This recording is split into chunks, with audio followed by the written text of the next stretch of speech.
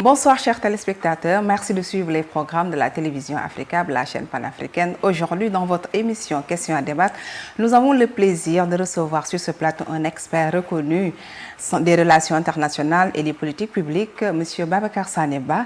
Il est consultant international et auteur de l'ouvrage Diplomatie économique, les clés de la prospérité au Sénégal. Dans un contexte géopolitique instable entre guerre en Ukraine, tensions au Moyen-Orient, recomposition régionale en Afrique, comment le Sénégal peut-il affirmer sa place sur l'échiquier mondial? Quelle stratégie de diplomatie économique faut-il adopter pour assurer notre souveraineté, renforcer nos échanges et attirer les investisseurs? C'est toutes ces questions que nous allons tenter de répondre avec notre invité. Bonsoir, M. Ba. Bonsoir, cher Fatih. C'est un énorme plaisir, en tout cas, de venir répondre à l'invitation d'Africab. Alors, merci d'avoir accepté notre invitation. Excellence, commençons par mieux comprendre cette notion au cœur de votre ouvrage. La diplomatie économique, que signifie-t-elle concrètement? En quoi représente-t-elle un levier de l'émergence pour notre pays? La diplomatie économique, comme vous le savez, est l'ensemble des actions, des stratégies et des politiques menées par un État pour défendre ses intérêts économiques sur la scène internationale. Et donc, c'est l'ensemble de ces actions que les États mènent dans un monde de compétition très dense pour les ressources, mais également compétition très dense pour les marchés. Et donc, naturellement, chaque État doit avoir une stratégie de diplomatie économique pour défendre ses intérêts. Et je suis de ceux qui pensent que l'essor du Sénégal dépendra inexorablement de sa capacité à s'insérer efficacement dans les chaînes de valeur mondiales. Et donc, la diplomatie économique, elle peut être soit offensive ou bien défensive. Et quand elle est offensive, c'est l'ensemble des stratégies que nous mettons en place pour aller faire de l'attractivité, pour vendre l'attractivité de notre pays, pour attirer ce qu'on appelle les investissements étrangers. Et donc, vendre l'attractivité du Sénégal, les points forts du Sénégal, en disant que nous sommes un pays attractif, nous sommes un pays stable, nous avons des zones économiques spéciales, nous sommes à quelques heures des centres européens et des centres américains, nous avons une main-d'œuvre qualifiée et nous avons un environnement des affaires très, très favorable pour permettre aux investissements étrangers de venir investir, parce que nous sommes une terre d'opportunités et des opportunités de croissance. Et il y a aussi cette stratégie de conquête de marché quand il s'agit de mobiliser notre réseau diplomatique et consulaire pour faire de la diplomatie d'influence, pour diffuser les produits made in Sénégal, particulièrement dans notre marché régional et sous-régional, à l'heure de la mise en œuvre de la zone de libre-échange continentale, donc stratégie de conquête de marché pour renforcer la compétitivité de notre secteur privé national. Elle peut aussi servir à renforcer la coopération décentralisée pour nos territoires et c'est ce qu'on appelle quand nous faisons la promotion de la coopération décentralisée, toujours en utilisant les réseaux diplomatiques et consulaires, nos réseaux diasporiques pour permettre à nos collectivités territoriales de pouvoir répondre à leurs besoins de financement. Elle peut aussi naturellement être mise en œuvre pour la mobilisation des flux de notre diaspora. Quand on parle de stratégie de mobilisation des flux de la diaspora pour le financement du développement, et c'est là où nous en sommes aujourd'hui au Sénégal, parce que nous devons diversifier nos sources de financement avec d'autres alternatives.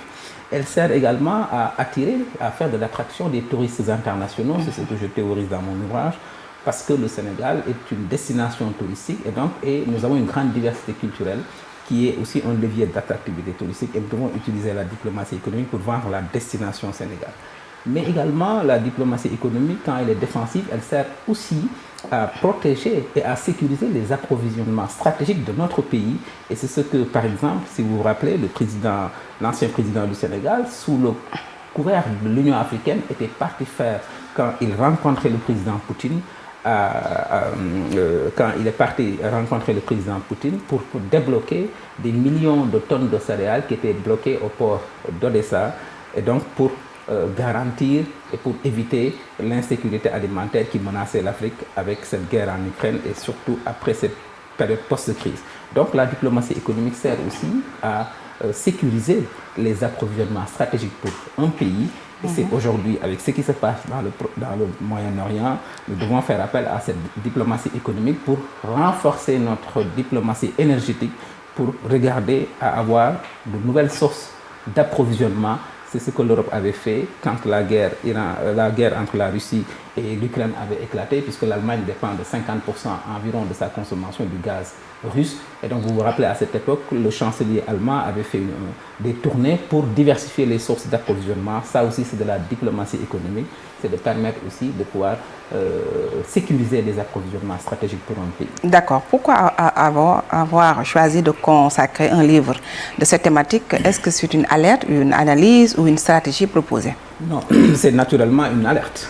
Au-delà des 6 stratégies de diplomatie économique que je propose. Je suis ambassadeur du Sénégal et j'étais directeur des partenariats et de la promotion économique et culturelle. Et je rappelle que je viens du secteur privé aussi, parce que j'ai fait 25 ans dans le secteur privé en tant que banquier en Europe avant de rentrer pour servir mon pays.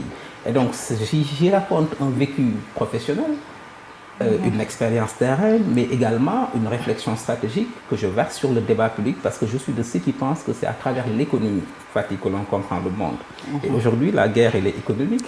Vous voyez l'intensification de la guerre commerciale entre les grandes puissances, particulièrement les États-Unis et la Chine. Et je demeure convaincu que le seul combat aujourd'hui qui vaille, c'est de pouvoir positionner notre pays dans cette compétition globale et particulièrement permettre au Sénégal d'avoir des voies et moyens de s'insérer efficacement dans les chaînes de valeur mondiales, à commencer par les chaînes de valeur continentales. Et pour cela, il nous faut une stratégie de diplomatie économique proactive pour permettre à ce petit pays, qui est l'un des plus stables en Afrique et au monde, de pouvoir s'insérer efficacement. Et cela, il nous faut une stratégie.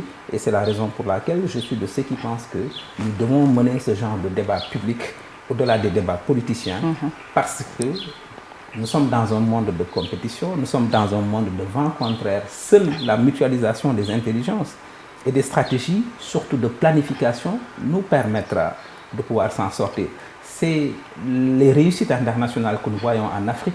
Le Maroc aujourd'hui avance à grands pas par la succession de plans stratégiques, de planification stratégique. C'est le cas du Rwanda, qui a une stratégie de diplomatie économique très proactive, basée sur une réputation internationale exceptionnelle.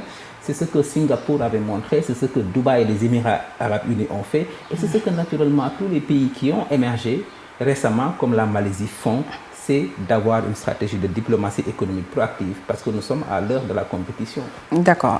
Excellence, quels sont selon vous les points faibles de la diplomatie économique actuelle du Sénégal? Alors, d'abord, il faut se dire que c'est la quasi-totalité, parce que le Sénégal, nous sommes un petit pays, mais nous avons toujours été une grande diplomatie.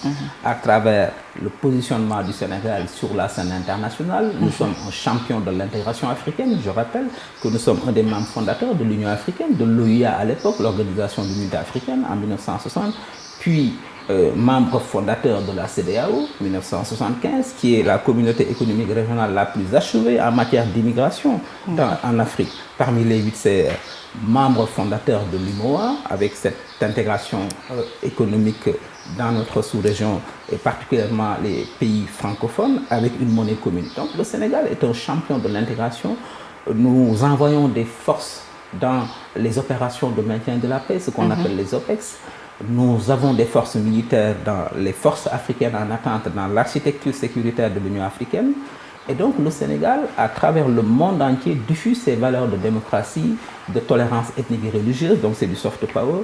Nous sommes un acteur de la préservation de la paix et de la sécurité internationale. Et ce qui est attendu, c'est des stratégies de conquête de marché pour diffuser nos produits made in Sénégal, permettre à notre secteur privé, nos champions économiques, d'aller capter des opportunités d'affaires. Et c'est en cela qu'il faut féliciter les récents déplacements du Premier ministre du Sénégal, Ousmane Sonko, qui part avec cette vision panafricaine affirmée, puisque le Sénégal a même changé le nom de son ministère des Affaires étrangères pour l'appeler ministère de l'intégration africaine et des Affaires étrangères. Sauf que, comme je dis souvent, l'intégration, elle ne se décrète pas. Il faut la construire, il faut une construction africaine.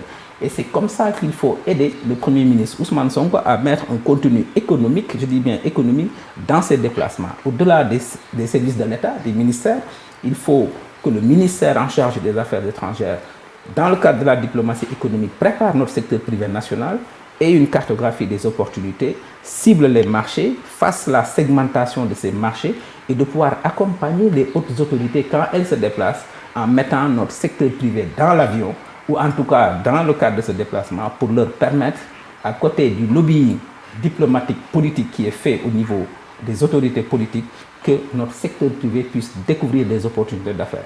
C'est ce que les grands pays font et c'est pourquoi aujourd'hui le Maroc, par exemple, a une présence d'environ plus de 34 pays en Afrique avec leurs banques installées, leurs assurances installées, leur compagnie, la RAM, qui est aujourd'hui un acteur régional.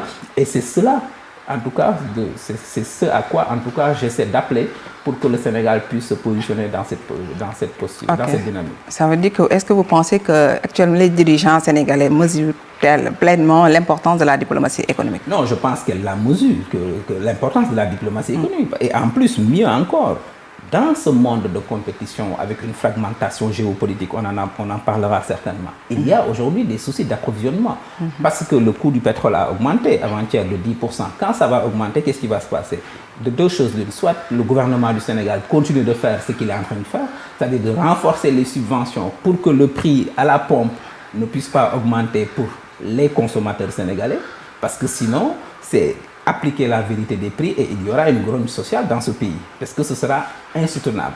Et donc le gouvernement va continuer de subventionner. Ça veut dire que nous allons encore creuser notre déficit public, et vous savez, quand on parle de déficit public, la discussion est encore là avec le FMI, et nous n'avons pas encore fini. Donc le Sénégal doit diversifier ses sources d'approvisionnement. Nous devons diversifier nos sources de financement. Et c'est en cela qu'il faut comprendre l'élargissement des horizons géographiques que je théorise dans mon ouvrage. Ce n'est pas que nous ne voulons plus de nos partenaires traditionnels. Nous voulons consolider nos partenariats traditionnels, mais nous devons diversifier nos partenariats. Quand on diversifie, mais c'est ce que l'Allemagne a fait. L'Allemagne était dépendante du gaz russe. Quand la guerre a éclaté, l'Allemagne est en train d'avoir une stratégie de diversification de ses sources d'approvisionnement. C'est ce que l'Union européenne est en train de faire. Et donc chacun diversifie pour ne pas être dépendant d'une seule source. Et c'est ce que le Sénégal doit faire. Et je pense que quand les nouvelles autorités ont changé le nom du ministère en l'appelant ministère de l'intégration africaine et des affaires étrangères, c'est une volonté très forte. Maintenant, quand ils se déplacent dans la sous-région, c'est dans ce cadre de parachèvement de l'intégration africaine. Je dis bien, quand une autorité politique fixe une vision, il appartient aux techniciens d'aider l'autorité politique pour mettre du contenu dedans. Et c'est pourquoi je lance un appel au ministère de l'intégration africaine et des affaires étrangères de travailler massivement à mettre en place une stratégie de diplomatie économique, de travailler sur la coordination interinstitutionnelle. C'est ça un des défis de la diplomatie économique. Il y a beaucoup d'acteurs qui interviennent et qui ne se parlent pas. Le ministère en charge des affaires étrangères, le ministère en charge de l'économie et du commerce, le ministère en charge des finances, les agences de promotion telles que l'APIX pour la promotion des investissements, l'ACEPEX pour la promotion des exportations, l'ASPT pour la promotion touristique, toutes ces agences-là font partie de l'écosystème de la diplomatie économique. Et il y a un acteur qui doit coordonner l'ensemble de l'action extérieure de l'État, c'est le ministère des Affaires étrangères. Excellent, vous avez parlé tantôt de partenariat. Alors, faut-il repenser nos partenariats géopolitiques? Le Sénégal devrait-il s'ouvrir davantage aux pays émergents ou du Golfe? Absolument, mais c'est ce qu'il faut faire, parce qu'on a dit tout à l'heure que nous sommes dans un monde de vent contraire. Quand la Russie et l'Ukraine font la guerre là-bas, à des milliers de kilomètres, nous sommes impactés. Pourquoi? Parce que le pain que nous consommons chaque matin, le blé arrive de cette zone du monde. Quand aujourd'hui il y a une guerre dans le Moyen-Orient et que demain les prix vont augmenter, ça va nous impacter. Parce qu'on va creuser notre déficit public pour continuer à maintenir des subventions pour que le carburant ou l'électricité ne coûte pas plus cher avec les dispositifs de subvention. Donc, qu'est-ce que nous devons faire? Nous devons diversifier nos sources d'approvisionnement et de financement. En Afrique, il y a des pays producteurs de pétrole et de gaz. Il y a aujourd'hui au Sénégal, nous importons du pétrole brut du Nigeria à la SAR. Sauf que nous devons diversifier cela. On peut demain aussi regarder les opportunités avec l'Algérie, les opportunités avec l'Angola. Pour rappel, le Sénégal produit 100 000 barils jour de pétrole. C'est très petit. L'Angola, c'est 1,5 million de barils jour. Aujourd'hui, ce que nous produisons ne suffit pas pour notre consommation. Et je rappelle que les trois postes d'importation du Sénégal, les trois premiers produits, le premier c'est le pétrole, le deuxième c'est les produits dérivés du pétrole, le troisième c'est les céréales, le riz. Donc nous sommes largement dépendants des importations énergétiques. Donc nous devons corriger ça. Pourquoi? Donc c'est ce qui explique que nous devons demain regarder avec l'Angola. Est-ce qu'on peut acheter du pétrole directement avec l'Angola? Est-ce qu'on peut acheter au Tchad? Est-ce qu'on peut acheter au Ghana? Est-ce qu'on peut acheter en Algérie? Parce que ces pays produisent du pétrole. Si on achète par exemple en Angola, de Dakar à Luanda, il n'y a pas de guerre. Il n'y aura pas de perturbation. Et donc nous devons diversifier nos sources pour que quand dans les sources traditionnelles, il y a une guerre là-bas, qu'on ne soit pas impacté. Et c'est la pertinence aujourd'hui de diversifier nos sources d'approvisionnement. Mais mieux encore, nous sommes tous, ici au Sénégal, nous sommes tous au courant de ce qui se passe, la tension budgétaire, le déficit budgétaire, le Fonds monétaire international qui n'a pas encore décaissé les récents décaissements qu'il devait décaisser pour le Sénégal. Qu'est-ce qui se passe? Il y a aujourd'hui une crise de la dette, la cherté des eurobonds, parce que vous savez comment ça se passe sur le marché. Les eurobonds, on nous prête sur la base d'une note souveraine. La note souveraine, par 2 fois, a été dégradée. Il y a des agences de rang mondial, Moody's, Fitch, Standard & Poor's, qui ont dégradé la note du Sénégal. Et donc, les eurobonds nous coûtent beaucoup plus cher. Et donc, nous devons imaginer de nouvelles sources de financement. Parmi les nouvelles sources, il y a naturellement les diaspora bonds que nous évoquons, la possibilité de mobiliser l'épargne de nos migrants, puisque selon la Banque mondiale, c'est 50 milliards de dollars US que les migrants des pays du Sud épargnent dans les banques des pays du Nord. Nous voulons rapatrier cet argent, il nous faut mettre des véhicules financiers. Nous devons imaginer la finance verte, ce qu'on appelle la finance verte avec les fonds verts. Nous devons regarder les opportunités de la finance islamique avec les soukouk, qui est une finance qui résiste au choc financier. Et nous devons élargir nos horizons géographiques et nous devons maintenant renforcer le commerce intra-africain parce que nous commerçons entre nous de façon très faible, 17% maximum. Donc le renforcement du commerce intra-africain va nous permettre d'être moins exposés au choc extérieur, ce que la Covid avait mis à nu parce que nous étions très exposés, très vulnérables au choc extérieur. Et c'est pourquoi le Sénégal a fait beaucoup d'efforts pour accélérer la souveraineté alimentaire, pour accélérer la souveraineté pharmaceutique. Aujourd'hui, nous produisons des vaccins ici à Dakar pour accélérer la souveraineté énergétique. Et aujourd'hui, ce qui se passe au Moyen-Orient doit encore nous pousser à mieux réfléchir sur l'accélération de la souveraineté énergétique. Qu'est-ce que je veux dire par là? C'est que nous devons, dans l'urgence, rapidement flécher les subventions que nous faisons pour les rendre plus intelligentes. J'ai entendu le gouvernement du Sénégal parler de cette possibilité de cibler les subventions pour subventionner les secteurs prioritaires, transport public, agriculture, PME, parce que si la facture d'électricité coûte plus cher, nos entreprises vont souffrir de compétitivité parce que leur produit ça va impacter leurs produits finaux. Nous devons donc naturellement, rapidement flécher les subventions. Ce que nous devons faire aussi, c'est de travailler à renforcer notre souveraineté alimentaire pour être moins dépendants, puisque quand le carburant coûte plus cher, le pétrole coûte plus cher, le commerce international maritime coûte plus cher, les assurances coûtent plus cher, et donc nous sommes encore victimes de ces questions d'inflation. D'accord, excellent. Après le Sénégal, on va essayer de parler de la sous-région. Oui. D'autant plus que c'est dans une région en pleine recomposition. Quel rôle peut jouer le Sénégal dans le renforcement de l'intégration économique ouest-africaine? Le Sénégal a un rôle extraordinaire à jouer parce que je l'ai rappelé tout à l'heure, nous sommes un champion de l'intégration. Nous sommes membres fondateurs de beaucoup d'organisations internationales. Et dans un monde géopolitiquement fragmenté, qu'est-ce qui se passe aujourd'hui? Aujourd'hui, nous avons les États-Unis d'Amérique, superpuissance, qui continue de dominer le monde.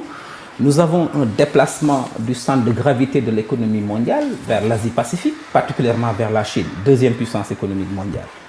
L'émergence de nouvelles puissances à vocation régionale, les BRICS, Brésil, Russie, Inde, Chine, South Africa, Émirats arabes unis. Et donc, qu'est-ce qui se passe?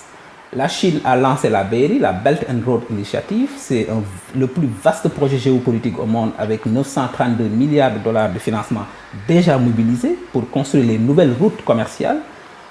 L'Europe a réagi avec le Global Gateway, avec 300 milliards d'euros à mobiliser d'ici 2027. Et il y a naturellement le seul et le plus grand projet géopolitique jamais réalisé par l'Afrique, c'est l'accord de libre-échange continental, la ZLECAf, la zone de libre-échange continentale, qui est le plus vaste accord de libre-échange au monde avec 54 pays, en termes de pays participants sur 55, avec un marché de 1,3 milliard de dollars et un PIB cumulé de 3 400 milliards de dollars et avec une augmentation substantielle annuelle de 100 milliards de dollars au PIB africain. Donc voici un vaste projet géopolitique et le rôle du Sénégal en étant le pays le plus stable d'Afrique. Je dis bien le plus stable parce qu'ici, nous sommes une grande démocratie. En étant la porte d'entrée de l'Afrique noire subsaharienne, en étant à quelques heures des pays des centres du Nord, donc européens et américains, en ayant une main-d'œuvre qualifiée, en ayant des infrastructures de dernière génération, étant aujourd'hui membre du club très sec des pays producteurs de gaz et de pétrole, étant une grande diplomatie avec un rayonnement diplomatique, oui, naturellement, le Sénégal a un rôle de moteur à jouer dans le parachèvement de l'intégration africaine. Et c'est en cela qu'il faut féliciter encore les nouvelles autorités. Quelle est aujourd'hui la vision post-2020 de la CEDEAO? C'est la CEDEAO des peuples. Voilà. Les gens se sont rendus compte que depuis 1975, la CEDEAO, c'était une CEDEAO institutionnelle. Des gouvernements qui discutent, des chefs d'État qui discutent, des ambassadeurs qui discutent. Aujourd'hui, on dit qu'il faut parachever l'intégration, il faut une CEDEAO des peuples. Quand les gens ne se connaissent pas, ils ne commercent pas. La base du commerce, c'est la confiance. Donc, nous devons aussi faire une construction africaine pour permettre aux Africains de se connaître, de commercer entre nous. Pour faire ça, il y a des défis. Il faut bâtir des infrastructures. Les villes africaines ne sont pas connectées. Les ports africains ne sont pas connectés. Les aéroports africains ne sont pas connectés. Et donc, le défaut d'infrastructure fait que le commerce intra-africain ne grandit pas. Et donc, nous devons travailler sur ces défis. L'harmonisation des règles, des normes. Nous avons 8 communautés économiques régionales, chaque communauté avec ses règles. Et c'est l'enjeu de la zone de libre-échange. C'est de passer du régionalisme très poussé au continentalisme pour faire de l'Afrique un marché unique, permettre à l'Afrique, comme l'Europe l'avait compris, pour ne pas disparaître devant l'hégémonie américaine, de s'unir. À défaut de le faire politiquement, ils l'ont fait économiquement. Et aujourd'hui, l'Union européenne, c'est la première zone commerçante du monde, devant les États-Unis, parce qu'ils ont compris qu'il fallait s'unir. Et c'est le temps de l'Afrique. Nous devons parachever l'intégration africaine, avoir une position africaine commune. Et c'est pourquoi je voudrais saluer aussi la présence d'Africable, qui est une entreprise malienne, présente ici en Afrique, qui est la chaîne panafricaine, parce que la seule chose qui nous permettra de s'en sortir, c'est le parachèvement de l'intégration africaine. D'accord, Excellence. CEDEAO a fêté les 50 ans. Alors, la CEDEAO est-elle aujourd'hui un acteur diplomatique et économique efficace? Oui, parce que tout simplement, Fatih, les gens oublient que la CEDEAO, c'est communauté économique des États de l'Afrique de l'Ouest. Mais avec le retrait du Mali, du Burkina? Non, je reviens. La CEDEAO, son ambition, c'est de faire de l'intégration économique. Ce n'était pas de la politique. Et beaucoup de gens, quand on parle de CEDEAO, ne voient que l'aspect politique. Aujourd'hui, nous avons une carte d'identité CEDEAO. Vous savez, dans les 8 communautés économiques régionales, et je voudrais le dire et le redire, la CEDEAO est la zone d'intégration la plus optimale, dans les 8. Ouais. Les autres zones viennent benchmarker ce que fait la CEDEAO. Parce que les gens oublient que la CEDEAO de 1975, c'est la communauté économique régionale qui est la plus intégrée. Nous avons un passeport communautaire. Il n'y en a pas dans les autres régions. Nous avons une carte d'identité communautaire. Nous avons le schéma de libéralisation des échanges, qui est un dispositif qui permet, avec la règle d'origine CEDEAO, à une entreprise sénégalaise de vendre dans tous les pays sans payer de droits de douane. Nous avons des protocoles sur la libre circulation des biens. Donc, il y a des dispositifs extrêmement importants, mais qui sont méconnus du grand public. Maintenant, ce qui est sur la table, ce que les gens voient, c'est les problèmes politiques de la CEDEAO. Pourquoi la CEDEAO a une mutation sur ces sujets politiques? Quand il y a, dans le temps, on a eu des problèmes de coup d'État, quand on a eu des problèmes de renversement de l'ordre constitutionnel, et que donc les chefs d'État se sont dit, tant qu'on ne règle pas les questions sécuritaires, on ne peut pas avoir de développement économique. Et c'est comme ça que les chefs d'État de la CEDEAO ont commencé maintenant à parler de politique pour dire que la sécurité est au début et à la fin de tout développement. Tant qu'il y a la guerre, il y a des coups d'État, on ne peut pas imaginer un développement économique harmonieux. Et c'est comme ça qu'il y a ce glissement-là sur le terrain politique et que les gens ont pensé. Mais je rappelle que la CEDEAO, c'est la communauté économique des États de l'Afrique de l'Ouest. Il y a beaucoup de dispositifs d'intégration économique très poussés, je dis bien très poussés, de la CEDEAO qui est la communauté économique régionale la plus achevée. Il faut que les gens le savent. Et c'est pourquoi maintenant, la vision post-2020, c'est la CEDEAO des peuples. Ça veut dire que comment faire pour que les peuples se connaissent davantage, puissent commercer davantage. Maintenant, nous étions 15 en 1975. La CEDEAO a 50 ans. Moi qui vous parle, j'aurai 53 ans cette année. Donc moi, la CEDEAO, on ne peut pas bâtir quelque chose au bout de 50 ans, accepter que ça vole en éclats. Ce n'est pas souhaitable. Les 3 pays se sont retirés. Il faut leur accepter aujourd'hui cette volonté parce qu'on sait tous qu'il y a des problèmes dans la CEDEAO.